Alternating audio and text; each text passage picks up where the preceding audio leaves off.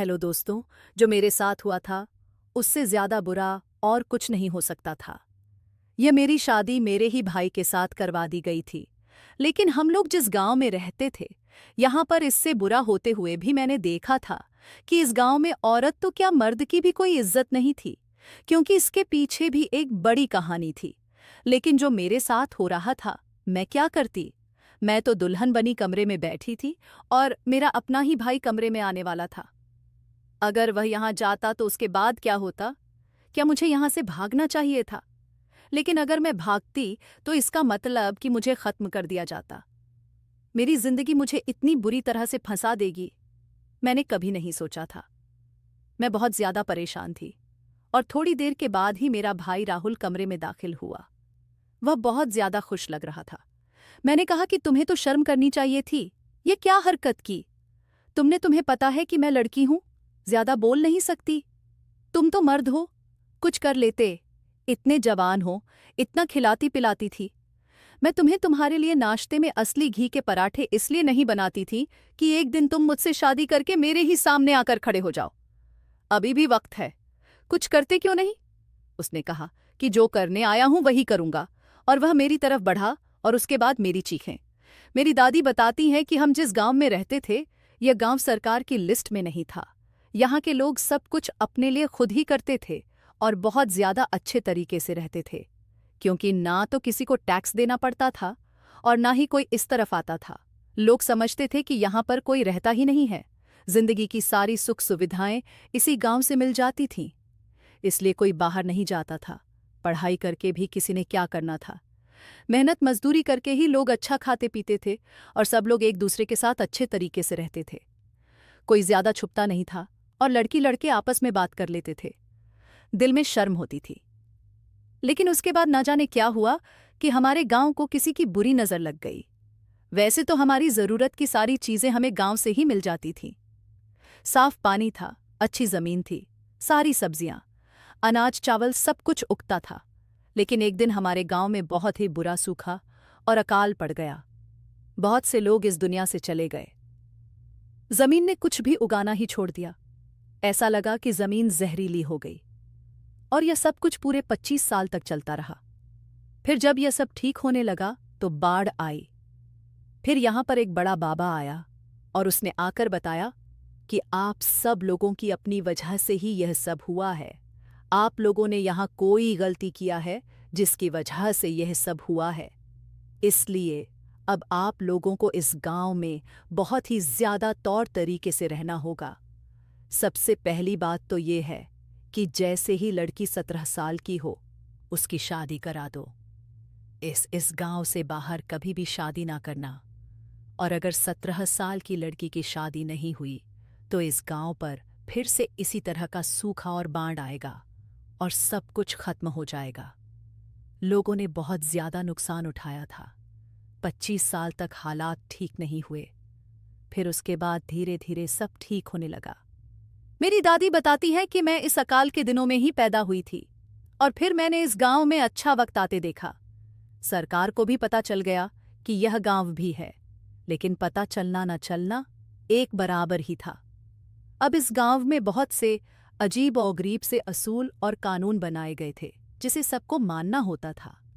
यहाँ पर जब कोई लड़की जवान होती थी तो वह बिल्कुल भी खुश नहीं होती थी, बल्कि और भी ज्यादा परेशान हो जाती थी, क्योंकि उसे पता होता था कि उसकी मर्जी हो ना हो उसकी शादी करवाई जाएगी। और यहाँ पर पढ़ाई करने का भी कोई रिवाज नहीं था। किसी की भी बेटी हो या बेटा, दोनों को ही नहीं पढ़ाया जाता था। शादी से पहले ही उनको कोई काम सिखा देते थे ताकि अपना काम कर सके। लेकिन अब लोग गांव से बाहर भी जा रहे थे। मेरे बाबा ने भी मुझे झूठ बोलकर गांव से बाहर भेजा था और पढ़ाई करवाई थी। कभी कहते थे कि बीमार हैं, बड़े अस्पताल में ले जाना है, तो कभी कहते थे कि किसी रिश्तेदार के घर जा रहे हैं। इसी तरह मैंने एक ही साथ 2-2 क्लासें पढ़कर अपनी पढ़ाई पूरा की और 10वीं पास कर ली थी। और अब मैं 12वीं का इम्तिहान भी देने वाली थी। वह सभी घर बैठकर ही अपनी किताबों को छुपा कर रखती थी। मेरे बाबा कहते थे कि तू पढ़ लिख जाएगी, वरना तुम भी इसी गांव में हमारी तरह रहोगी और हमारी तरह ही मर जाओगी। क्योंकि अभी 1 महीने हुए मेरे बाबा का देहांत हो गया था। उनकी आंखों में यह सपना था कि वह मुझे कामयाब होते देखें, लेकिन मैं ऐसा नहीं कर पाई थी क्योंकि अभी बहुत समय पड़ा था और वह पहले ही इस दुनिया से चले गए थे। जब वह मुझे शहर लेकर जाते थे तो वहीं पर मुझे एक लड़की से प्रेम हो गया था। वह बहुत अच्छा इंसान था। वहीं तो हम लोगों को एक्स्ट्रा ट्यूशन क्लास मुफ्त में दिया करता था ताकि हम एक साल में 2-2 क्लासें पढ़ सके। वह कहता था कि मैं इसीलिए ऐसा करता हूं ताकि तुम लोगों का कोई फायदा हो जाए। वह हमारे गांव भी आना चाहता था। हमारे गांव पर बहुत बड़ी फिल्म बनाना चाहता था, कुछ लिखना चाहता था, लेकिन उसे यहाँ कोई भी आने नहीं देता था। उसका नाम रोहित था। मैं उससे बहुत ज्यादा प्रेम करने लगी थी और वह मुझे, हम दोनों ने एक दूसरे को यह बात बता भी दी थी, लेकिन मैंने कहा था कि यह आसान नहीं है, पर मैंने साथ रखी। उसको यह भी कहा था कि इस बात को अपने दिल में रखना, क्योंकि अगर यह बात बाहर आई तो हम दोनों के दिल बंद कर दिया जाएगा, लेकिन हम कभी भी एक दूसरे के नहीं हो सकते। बाबा जिंदा थे तो मुझे कोई ना कोई बहाना करके शहर ले जाते थे, लेकिन अब वह इस दुनिया से चले गए और मेरा साथ देने वाला कोई भी नहीं था। मेरे छोटे भाई थे, लेकिन वह बहुत छोटे थे।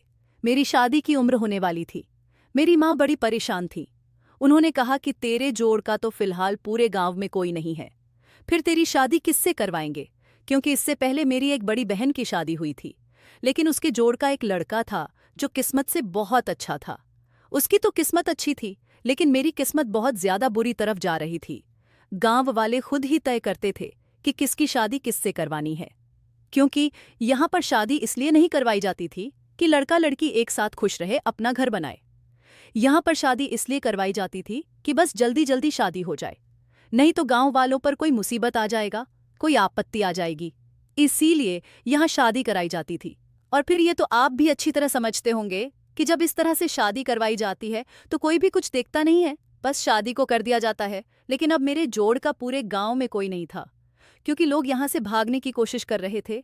बहुत से लोग यहाँ से भाग भी गए थे, कामयाब भी हो गए थे, लेकिन कुछ लोग जो यहाँ से भागने में सफल नहीं हुए थे, उन्हें अपनी जिंदगी की भेंट चढ़ानी पड़ी थी, क्योंकि जो इस गांव का करता धरता था वह बहुत ही ज्यादा जालिम आदमी था। उसका नाम कुमार था। उसका पहला नाम क्या था यह कोई भी नहीं जानता था। सब उसे कुमार साहब कहते थे। और उसी ने मेरी माँ को अपने पास बुलाया और कहा कि तुम्हारी बेटी 3 महीने बाद 17 साल की होने वाली है, लेकिन इस गांव में उसके जोड़ का कोई रिश्ता नहीं है, इसीलिए अब वह हमारे लिए एक मुसीबत बन गई है। अगर उसकी शादी नहीं हुई तो क्या होगा? छोटे बच्चे से तो उसकी शादी करवा नहीं सकते, और उसकी उम्र का कोई भी मर्द नहीं है। सबकी शादियां हो चुकी हैं। अब तुम बताओ क्या करेंगे? 2 रास्ते हैं, या तो उसकी शादी करवा दी जाए, किसी ना किसी के साथ उसको जोड़ दिया जाए, या फिर हमें उसको इस दुनिया से ही भेजना होगा। मेरी माँ ने जब यह बात नहीं मानी तो वह बहुत ज्यादा परेशान हो गई, रोने लगी और उनके पांव पकड़कर कहने लगी कि इसमें मेरी बेटी का क्या कसूर है? कुछ तो करें आप। अगर उसके जोड़ का कोई मर्द नहीं है तो इसमें हमारी क्या गलती है? ये तो बहुत बुरा होगा कि आप मेरी बेटी को सिर्फ इसलिए इस दुनिया से भेज देंगे कि उसके जोड़ का यहाँ कोई मर्द नहीं है। इसमें हमारी तो कोई गलती नहीं है। उन्होंने कहा कि गलती तो पूरे गांव की नहीं है, लेकिन तुम्हारी बेटी की वजह से अगर पूरे गांव पर कोई मुसीबत आ गई तो फिर क्या तुम्हारी बेटी सबको बचाती फिरेगी? अब तुम्हें खुद ही कुछ सोचना होगा। तुम्हारे पास 3 दिन का वक्त है। हमें सोचकर बता दो। अगर कोई हल नहीं निकलता तो फिर अपनी बेटी को कुर्बान करने के लिए तैयार हो जाना। मैं इसके अलावा कुछ नहीं कर सकता। बाकी तुम फिक्र मत करो। तुम्हारी बेटी को हम लोग ज्यादा तकलीफ में नहीं रखेंगे। जब मेरी माँ वापस आई तो घर के अंदर पांव रखते ही बेहोश हो गई। सामने वाली एक औरत भी घर में आई थी जो मेरी माँ से ही मिलना चाहती थी।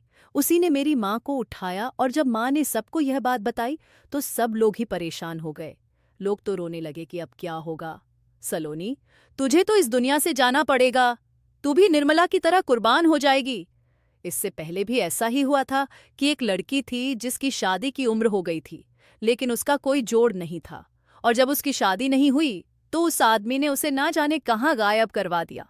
2 महीने तक उसका बाप उसे तलाश करता रहा, सोचता रहा कि पता नहीं कहाँ है। बहुत बुरी हालत थी। उनके घर वालों की 2 महीने बाद कुमार ने भी बता दिया कि इस गांव की बेहतरी के लिए मैंने उस लड़की को कुर्बान कर दिया। उसके बाद निर्मला के बापू पागल हो गया और अब वह पूरे गांव में पागलों की तरह कभी इधर कभी उधर बैठा रहता था। गांव वाले ही उसे खाने पीने को कुछ देते थे और उसे अपनी भी फिक्र नहीं होती थी। आज 12 साल के बाद यह मुसीबत हमारे घर पर नानने लगी थी और हम लोग हैरान थे कि अब क्या करें। घर में मेरा एक भाई था जो मेरी उम्र का था, तो सामने वाली औरत ने कहा कि अगर इसकी जान बचानी है तो इसके भाई से ही इसकी शादी करवा दो। मेरे भाई का नाम राहुल था। मेरी माँ ने कहा कि यह कैसी बातें कर रही है, तू बहन की शादी भाई से करवा दे, क्या इस तरह इस गांव पर मुसीबत नहीं आएगी? उसने कहा कि नहीं, इस तरह कोई मुसीबत नहीं आएगी, क्योंकि पुराने वक्त में भी ऐसा ही होता था। तू जाकर कुमार से बात कर, अगर वह मानता है तो इस तरह तेरी बेटी की जान तो बच जाएगी, वरना तुझे पता भी नहीं चलेगा, वह तेरी बेटी को उठाकर ले जाएगा। उसे सिर्फ गांव वालों की फिक्र है। मेरी माँ बहुत ज्यादा डरी हुई थी, वह कुछ भी करने को तैयार थी। एक माँ अपनी संतान की जान बचाने के लिए कुछ भी करेगी। ऐसा तो हो ही नहीं सकता कि वह हाथ पर हाथ रखकर बैठ जाएगी। जब मैंने यह सुना तो मैंने कहा कि मैं कभी भी राहुल से शादी नहीं करूंगी, वह तो मेरा भाई है, मैं उससे शादी कैसे कर सकती हूँ? ये सब क्या हो रहा है? आप लोग इससे अच्छा है कि मुझे ही इस दुनिया से जाने दो, ताकि मेरी वजह से किसी पर भी कोई आपत्ति ना आए। घर में तो ऐसे लड़ाई झगड़ा होने लगा जैसे हमारे घर में कोई बहुत बड़ा तूफान आ गया है।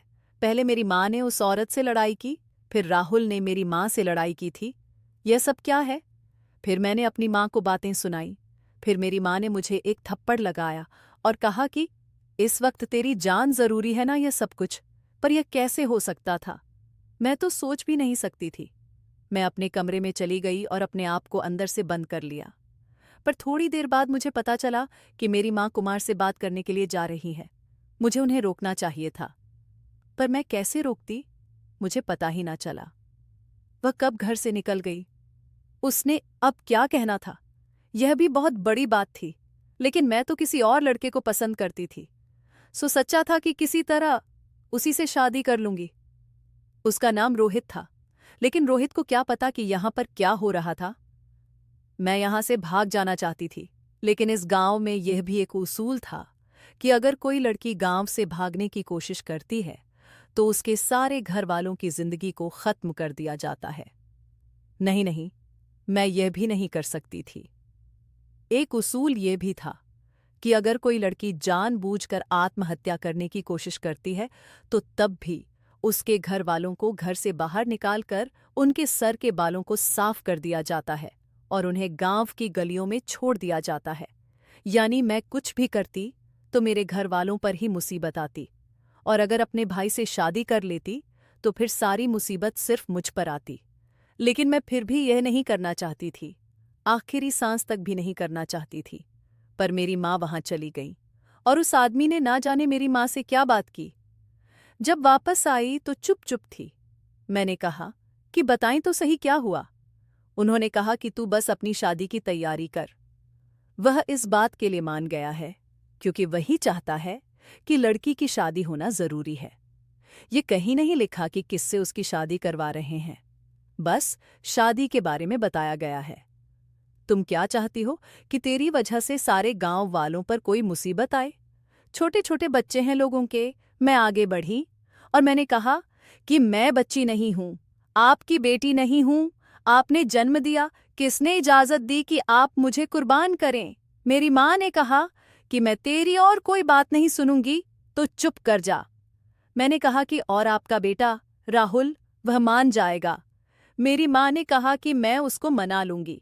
इससे पहले कि मेरी माँ राहुल के पास जाती, मैं खुद ही राहुल के पास चली गई और मैंने कहा, क्या दिमाग खराब है तुम्हारा? पागल तो नहीं हो गए हो? तुम शादी करोगे मुझसे? वह आगे से कुछ बोल नहीं रहा था। मुझे उसकी खामोशी से डर लग रहा था, क्योंकि कहते हैं कि खामोशी का मतलब हाँ होता है। मैंने कहा कि बोलते क्यों नहीं? मैंने हाथ में करीब पड़ी एक प्लेट उठा ली और कहा कि इस थाली से तुम्हें सीधा कर दूंगी। बताओ, मुझे क्यों नहीं बोल रहे हो? उसने बस इतना कहा कि जो माँ कहेगी मैं वही करूंगा। और यह सुनकर वह प्लेट मेरे हाथ से गिर गई। मैं उल्टे कदम वहां से चली गई और उसे ऐसे देखने लगी कि जैसे मैंने अपनी जिंदगी में आने वाली सभी मुसीबतों को अभी से ही देख लिया है। क्या मतलब था उसका?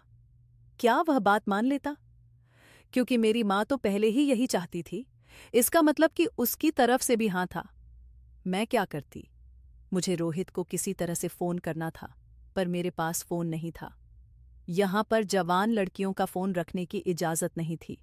मेरे बाबा के पास फोन होता तो मैं जरूर उसे फोन से बात कर लेती, पर मेरे बाबा के जाने के बाद वह फोन बेच दिया गया था, क्योंकि मेरी माँ को फोन चलाना नहीं आता था। मैंने उन्हें कहा था कि फोन फटे, इससे भी मुझे दे दे, तो उन्होंने कहा था कि तुझे फोन देकर हमने अपने सर मुसीबत लेनी है, इसलिए वह फोन भी जा चुका था। मैं बहुत परेशान थी। एक दिन खड़ी होकर खुद से ही बातें कर रही थी। मैं पहले भी खुद से बातें किया करती थी। भगवान मेरी मदद कर, रोहित को किसी तरह यहाँ ले आओ, आकर मुझे बचा ले। लेकिन वह कैसे आता जब मेरी आखिरी दफा उससे बात हुई थी तो वह खुद बहुत ज्यादा परेशान था। कह रहा था, अभी तो मैंने एक जगह पर नौकरी की बात की है, जैसे वह मुझे नौकरी दे देते हैं। मैं तुम्हें बताऊंगा और किसी भी तरह तुम्हें ले आऊंगा और हम लोग शादी कर लेंगे, चाहे इसके लिए मुझे तुम्हें तुम्हारे गांव से भगाकर क्यों ना लाना पड़े। उसने यह भी कहा था कि अपने बाबूजी को सब कुछ बता देना, जहां उन्होंने तुम्हारा इतना साथ दिया वहां पर वह तुम्हारा इस बारे में भी साथ देंगे। और मुझे पता था कि मेरे बाबूजी मेरा साथ जरूर देते, क्योंकि उनको पता था कि इस गांव में किसी का भी भविष्य अच्छा नहीं है। तो फिर वह मेरी शादी शहर के किसी आदमी से क्यों ना करवाते, चाहे इसके लिए उन्हें कुछ भी करना पड़ता। लेकिन जो मेरा था इस दुनिया से जा चुका था और अब कोई भी मेरा साथ देने वाला नहीं था। मैं यही तो कह रही थी भगवान से, जिस पर मुझे भरोसा था और जिसने मुझे बचाना था, उसे तूने अपने पास बुला लिया। अब मैं क्या करूं? मेरी मदद करने के लिए भी तो किसी को भेज। लेकिन मेरी मदद नहीं हो सकी। मेरी शादी की तारीख भी रख दी गई थी। मैं हैरान थी कि यह सब कुछ वाकई हो रहा था। अजीब सा दिमाग हो गया था मेरा, जैसे कहते हैं कि दिमाग बंद हो गया है। मेरे साथ भी ऐसा ही हुआ था। कोई औरत मुझे पकड़ के खड़ा कर देती तो मैं फेरे लेने लगती। किसी ने मुझसे कहा कि सर आगे करो, तो मैंने वरमाला पहन ली। और फिर किसी ने मेरी मांग में सिंदूर लगा दिया, मंगलसूत्र पहना दिया। यह सब कुछ कैसे होता रहा मुझे याद भी नहीं है। मेरी आंखों के सामने कुछ था ही नहीं, सिर्फ अंधेरा भी था, क्योंकि मैं बहुत ज्यादा परेशान थी। और जब ऐसे कोई इंसान किसी सदमे में चला जाता है तो फिर उसकी हालत ऐसी ही होती है जैसे जिन लोगों के ऊपर कोई ऐसा वक्त गुजरा होगा, वह जरूर समझ रहे होंगे कि मेरे साथ उस समय क्या हो रहा था और मैं क्या सोच रही थी, क्या महसूस कर रही थी। मुझे अब भी सिर्फ रोहित का ही ख्याल आ रहा था। लेकिन अब क्या हो सकता था? अब तो शादी हो चुकी थी। शादी की रात मैं अपने कमरे में ही बैठी थी, क्योंकि मुझे तो इसी घर में रहना था। जब मेरी माँ कमरे में आई तो उसने कहा कि तेरे लिए बहुत बड़ी खुशखबरी लेकर आई हूँ। और मैंने पत्थर आंखों से उसकी तरफ देखकर कहा कि क्या राहुल मर गया है? उसने मेरे मुंह पर थप्पड़ मारा और कहा कि बेशर्म, शादी की रात अपने सुहाग के मरने की प्रार्थना कर रही है। मैंने कहा कि सुहाग नहीं है मेरा वह। मैं बोलने लगी कि वह मेरा कौन है, तो मेरी माँ ने मेरे मुंह पर हाथ रख दिया और कहा कि अब तेरा पति है। वह पति समझ आई तुझे? और खुशखबरी तेरे लिए लेकर आई थी कि कुमार बहुत खुश हुआ है कि तूने पूरे गांव के लिए इतना बड़ा फैसला किया है, इसलिए उसने तेरे लिए सोने का सेट भेजा है। ठीक से देख, इस सोने के सेट को हम सब बिक भी जाते थे ना, तो भी यह सेट ना बना पाते तेरे लिए। मैंने उस सोने की सेट को देखा और उसे एक तरफ फेंक दिया। मेरी माँ शायद फिर से मुझ पर हाथ उठाने लगी थी, लेकिन यह सोचकर रुक गई होगी कि अब तो मैं दुल्हन बनी बैठी हूं और उसे ऐसा नहीं करना चाहिए। मैंने कहा कि इतना घबराने की जरूरत नहीं है, एक थप्पड़ से क्या हो जाएगा? आपने तो मेरी सारी जिंदगी को बर्बाद कर दिया, अब आप मुझे थप्पड़ मारते हुए सोच रही हैं। मेरी माँ ने कहा कि जब कुर्बानी दे ही दी है तो फिर उसको निभाना भी सीखो।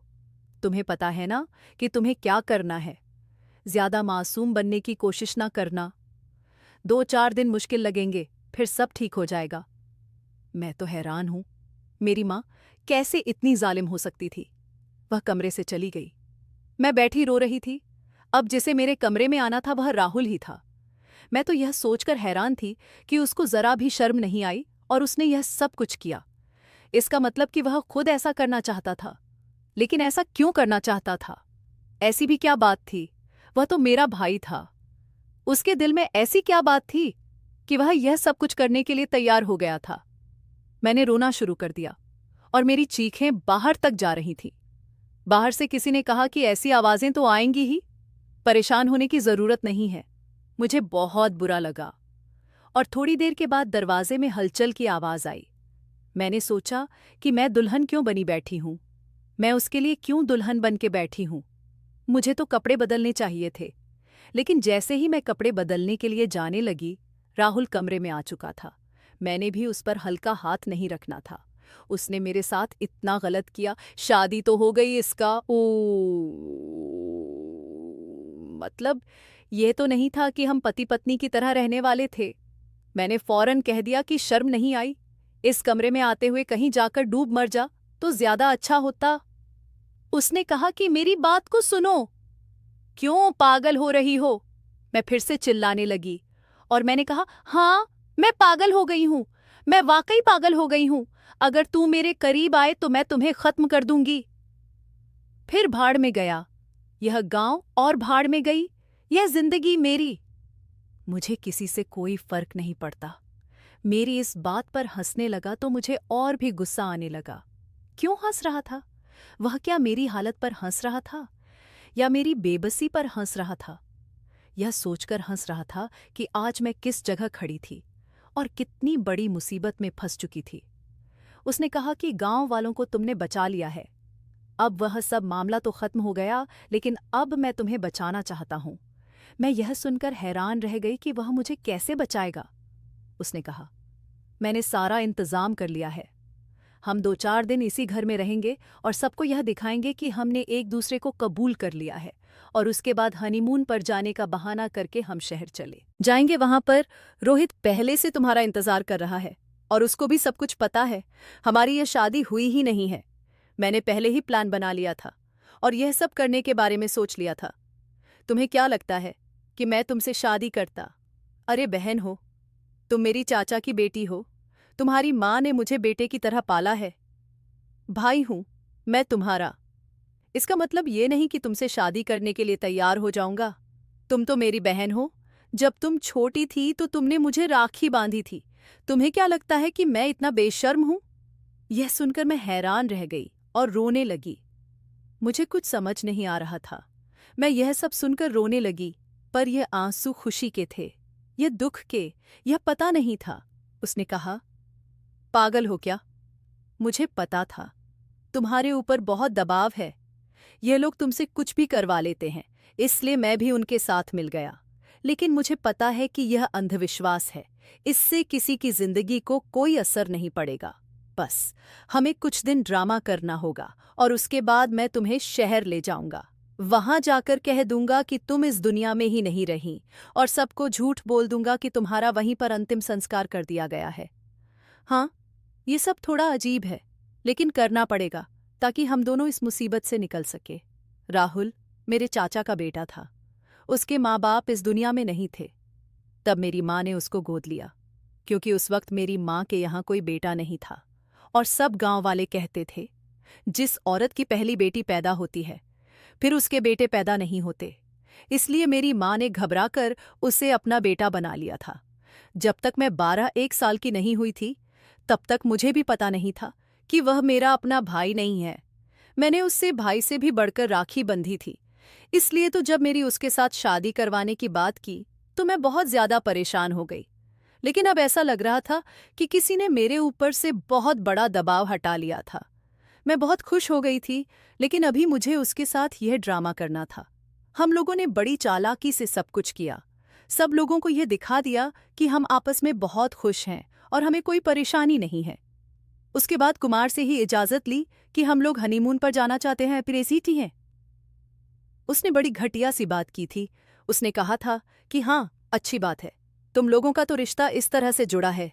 अगर हनीमून पर नहीं जाओगे तो रिश्ते को तड़का कैसे लगेगा? हनीमून पर जाओ ताकि थोड़ा प्यार बढ़ सके। और उसने खुद ही पैसे दिए थे। उसके बाद हनीमून पर जाना। मेरा वहां पर रोहित से मिलना और फिर यह साबित करना कि मैं इस दुनिया में नहीं हूं।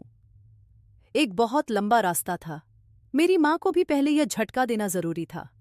मेरी माँ को हम लोगों ने झूठ बोला कि वह इस दुनिया से चली गई है, क्योंकि मेरी माँ इस गांव की थी और यहाँ के हालात में रची बची हुई थी, इसलिए उसे भी हम लोग समझा नहीं सकते थे। राहुल ने कह दिया कि सलोनी तो अब इस दुनिया में नहीं रही और फिर उसने अपनी पसंद की लड़की से विवाह कर लिया। पूरे 1 साल के बाद वह एक दिन पूरी तैयारी करके मेरी माँ और छोटे भाई और एक बहन को लेकर शहर आया। हम लोग गांव से भाग गए और इस सब में राहुल ने भी बहुत साथ दिया और मैंने और रोहित ने भी यहाँ पहले से ही सारे इंतजाम किए और उसके बाद उन लोगों को यहाँ ले आए। जब मेरी माँ ने मुझे पूरे 1 साल के बाद देखा तो मेरी माँ हैरान रह गई। मुझे लगा था कि वह बहुत गुस्सा होगी, लेकिन गुस्सा नहीं हुई। उसने कहा कि तुमने बिल्कुल ठीक किया। शायद उस समय मैं तुम्हारी बात समझ नहीं पाती, लेकिन अगर वाकई तुम्हारी शादी उस राहुल से नहीं हुई, फिर भी उस गांव में कोई आपत्ति नहीं थी, तो इसका मतलब केवल सब कुछ झूठ था। तुमने बहुत अच्छा किया और मैं खुश हूं कि अब तुम्हारी वजह से तुम्हारी छोटी बहन के साथ ऐसा कुछ नहीं होगा। हमने उसे यहाँ पर स्कूल में डाल दिया था कि वह पढ़ाई कर सके, थोड़ा बहुत पढ़ लिख जाए। अब मेरी माँ भी उसी गली में रहती है जहाँ मैं रहती हूँ।